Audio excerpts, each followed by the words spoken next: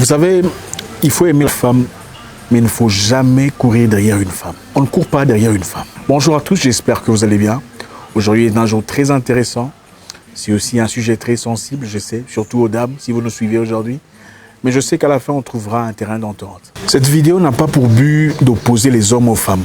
L'objectif ici est de mettre à disponibilité de tout le monde les informations nécessaires pour avancer dans la vie. Dans la vie, vous trouverez des hommes bien, sérieux, gentils, courtois, attentionnés, et des hommes mauvais, manipulateurs, tricheurs, voleurs, destructeurs. Vous trouvez ainsi des femmes bien, joyeuses, intéressantes, protectrices, et des femmes mauvaises, destructrices, manipulatrices, et tout ce qui va avec. Il est donc important de disponibiliser l'information afin que les bonnes personnes évitent à tout prix les mauvaises personnes. Rentrons à notre sujet. On ne court pas derrière une femme. D'abord, il faudrait comprendre qu'il y a une grande différence entre essayer de séduire une femme, espérant faire un avenir avec, espérant fonder une famille, un foyer, espérant se construire et se bâtir ensemble, et courir désespérément derrière une femme qui clairement n'est pas très intéressée. C'est bien d'essayer de séduire une femme, c'est bien de tenter de présenter sa meilleure face, son meilleur visage, sa meilleure présentation, ses meilleures idées, espérant construire quelque chose de tangible et de permanent avec cette dernière. Mais c'est mauvais d'insister, de courir derrière elle, de lui offrir des choses, de l'appeler de manière permanente, constamment, se forçant, espérant pouvoir à travers cette affaire en tirer une positivité de sa part. Entre autres, une relation ou un mariage. C'est très dangereux. Il ne s'agit pas ici d'occasion où vous parlez à une femme depuis 2 semaines et vous vous dites « Ah, ça fait un moment que je cours après ». Non, pas du tout. Je parle de 12 mois, par exemple, ok? 18 mois que vous courez derrière la même fille et elle vous sort les mêmes excuses, les mêmes histoires. Et quelquefois, elle ne répond pas à vos messages. Elle n'est pas en train de réagir. Et vous insistez. Je veux vous dire ce qui se passe, ok? L'une des principales raisons pour lesquelles une femme ne réagirait pas directement à vos demandes pendant 12 mois ou 18 mois, c'est très simple. Elle n'est pas intéressée. Elle n'est pas intéressée, soit parce que vous n'êtes pas son genre d'homme, ou vous n'êtes pas trop son style, ou vous n'êtes pas tout à fait ce qu'elle cherche, ou parce que voilà, elle n'est pas intéressée. Et c'est dur à accepter. Elle n'est pas intéressée et vous insistez. Et vous entendrez beaucoup de personnes vous dire, bon écoutez, il y a des moments où certaines personnes insistent. Et il se pourrait que vous ayez vécu avec une personne qui a insisté dans une situation. Et finalement, la fille finit par céder, par accepter de se mettre en relation avec cette personne. Je vous dirai c'est quoi le problème. Quand une femme accepte de se mettre avec vous, après avoir longtemps insisté, ça veut simplement dire qu'après avoir observé, regardé autour d'elle, elle n'a vu pas d'autre option que vous. Donc il n'y avait personne de meilleur que vous, personne de plus intéressant, personne qui était un peu plus cohérent dans son intellect, personne qui était un peu plus convenable pour elle. Finalement, on s'est dit, bon écoute, de toute façon je suis en train de vieillir, le temps passe, bon, le gars il n'est pas méchant, il n'est pas trop mon genre, mais bon, il n'y a pas d'autre option, donc je vais accepter. Vous n'avez donc pas été dans ce cas son choix. Elle vous a accepté parce qu'elle a simplement compris qu'elle n'avait pas d'autre choix. Maintenant, quitte à vous de voir si cela vous convient, d'être le second ou le troisième choix d'une personne ou pas. Je ne dis pas que c'est pas bien, je ne dis pas qu'il faudrait nécessairement pas se mettre avec une telle personne. Je vous dis simplement que le fait de n'avoir pas été son premier choix poserait un problème. Maintenant, quitte à vous de voir si vous êtes prêt à passer le restant de votre vie avec une fille pour qui vous n'avez jamais été le premier choix. Parce qu'évidemment, il y a des problèmes qui viennent avec. Je sais que beaucoup se disent c'est bon, quelquefois il faut insister, puis ça marche. Ça a marché dans le passé avec beaucoup de personnes. C'est vrai, certes. Il y a beaucoup de relations qui ont été forgées de telle façon. Mais parmi ces relations, beaucoup parmi elles connaissent le même problème dont je vais expliquer après. Le problème qui souvent émerge quand on se met avec une femme pour qui on n'a jamais été le premier choix, et qu'à chaque fois que vous avez un problème, on s'attend à que ce soit toi qui trouves des solutions. Quand elle se fâche, c'est toi qui demandes pardon. Quand tu te fâches, c'est toi qui dois aller demander pardon, afin que vous redeveniez ce que vous étiez.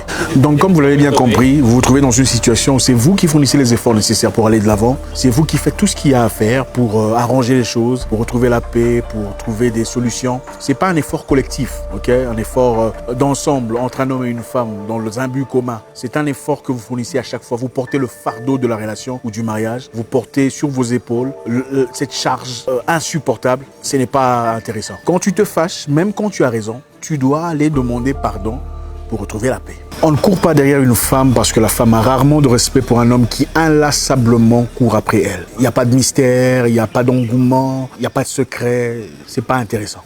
Ça fait longtemps que vous courez derrière une femme et elle ne réagit pas à vos messages, elle ne répond pas, elle ne fait pas d'initiative. Elle n'est pas en train de jouer à un jeu. L'une des principales raisons est qu'elle n'est pas intéressée du tout. Vous n'êtes probablement pas son genre d'homme. Parce qu'une femme qui est intéressée, même si elle ne le montre pas, va vous rencontrer à mi-chemin. Elle vous facilitera la tâche.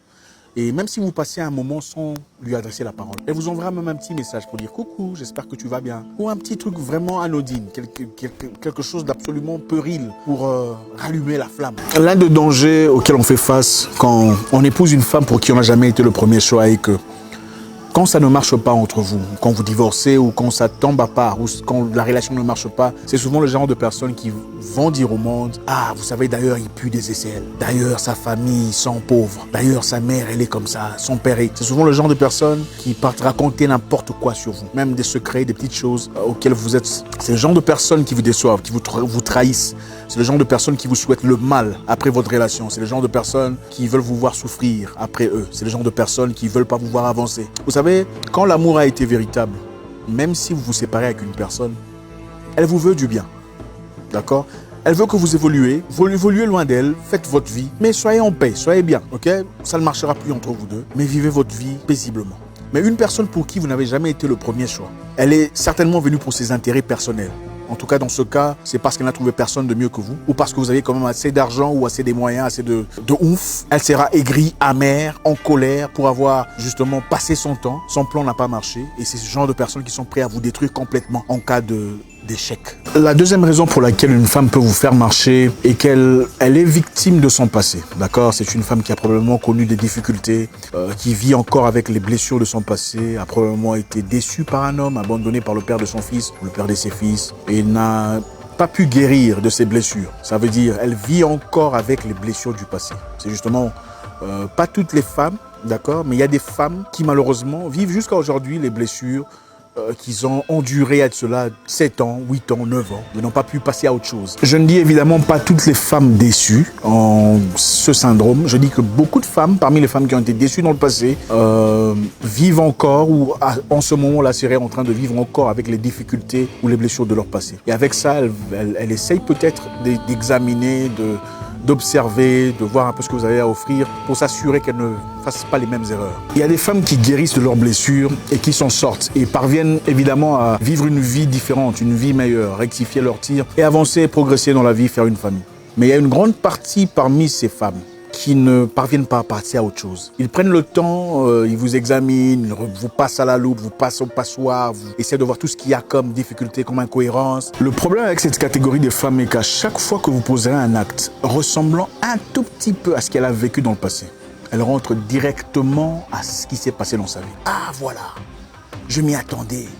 Il commence aussi à faire ça. Regarde, ces réactions, je les connais. Mon ex aussi était comme ça. Je le savais. Pourquoi il traîne pour prendre le téléphone? Il doit être avec une femme. Je m'en doutais. Et très souvent, même si vous essayez de rassurer cette femme, elle a toujours des problèmes. Okay? Elle prend 2 jours, elle se reprend et après ça, elle retombe dans le même cycle, la même histoire. C'est finalement, malheureusement, le genre de femmes qui veulent vous contrôler, veulent savoir à qui vous avez parlé, c'est quoi le message entrant. Même si vous montrez le téléphone, ça passe là maintenant, mais il y aura toujours un problème. Je sais qu'il y a des hommes ici qui ont déjà vécu ça. Vous essayez de rassurer la fille à 150%, c'est toujours les mêmes histoires, les mêmes problèmes. Mais finalement, elle risque de vous faire croire que c'est vous qui avez un problème. Mais en réalité, c'est elle qui a un problème. Elle n'a jamais guéri des blessures de son passé. C'est le genre de personne qui veut savoir c'est qui la fille qui te sourit, pourquoi tu es rentré en retard. Oui, bon, d'accord, 1 fois, 2 fois, mais on a quand même le droit de sortir un tout petit peu, de passer du temps avec ses amis, des connaissances, on peut en avoir, sans intérêt, sans pas pensée négative. On ne se met pas ensemble pour se surveiller perpétuellement. On se met ensemble pour être libre, okay? Pour avoir confiance à une personne. Tu sais que quoi qu'il en soit, cette personne me choisirait moi et moi seul. Il n'irait nulle part ou elle n'irait nulle part.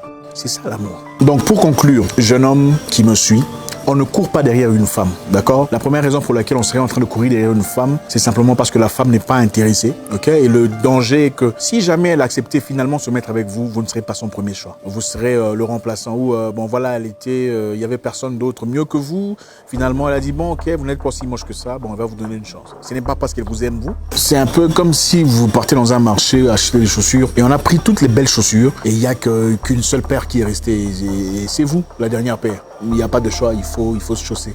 Ce n'est pas très intéressant. La deuxième catégorie pourrait être une fille bien, mais elle a des blessures intérieures.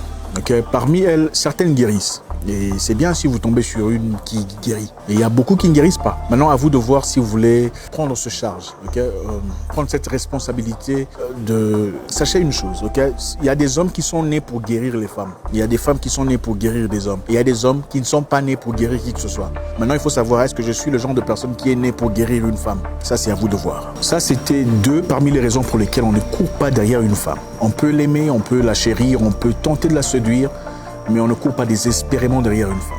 La suite au cours de la semaine.